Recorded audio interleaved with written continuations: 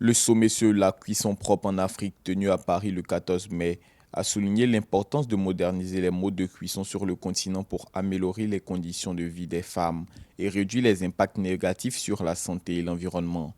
Au Sénégal, des initiatives prometteuses sont en cours pour répondre à ce défi. Le programme Biodigest a pour objectif de réaliser 27 000 biodigesteurs d'ici 2030. De plus, le projet visant à introduire 800 000 foyers améliorés par an témoigne de l'engagement du pays à moderniser les pratiques de cuisson.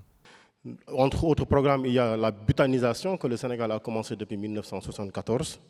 Et le but essentiel de tout ceci, comme toutes les réflexions que nous développons, c'est d'assurer de manière durable l'approvisionnement des ménages urbains et ruraux en combustible domestique, en préservant les ressources forestières, l'environnement, la biodiversité agricole, la biodiversité forestière, mais aussi la santé. En Ouganda, une campagne de promotion de gaz de pétrole liquéfié, GPL, est en cours pour encourager l'adoption de ce combustible plus propre. Face aux réticences des populations à utiliser le gaz, même parmi ceux qui en ont les moyens, des initiatives de sensibilisation et de formation sont mises en place avec des partenaires locaux et internationaux. Nous introduisons des compteurs électriques particuliers avec des puces, des microcircuits qui nous permettent de contrôler. Donc, il y a donc ces tarifs spéciaux pour la cuisson et il n'y a pas d'abus. Troisièmement, l'Ouganda est en train de mettre en place une campagne de promotion du GPL. Les gens ont peur d'utiliser le gaz, même c'est eux qui pourraient se le permettre financièrement. Donc, nous organisons cette démarche avec nos partenaires. Au Malawi, les politiques publiques se concentrent sur l'individu et en particulier les populations rurales et moins alphabétisées.